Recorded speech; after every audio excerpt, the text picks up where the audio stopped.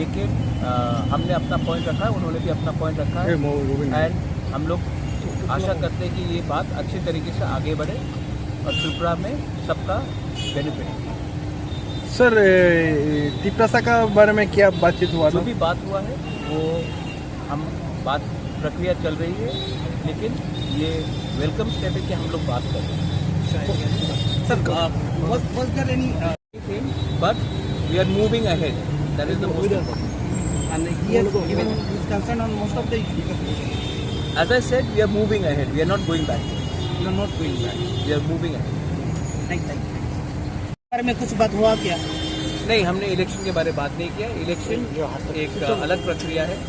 जो बात हुआ है वो पॉजिटिव बात हुआ है और हम लोग आगे बढ़ रहे हैं क्योंकि हमको सोल्यूशन चाहिए।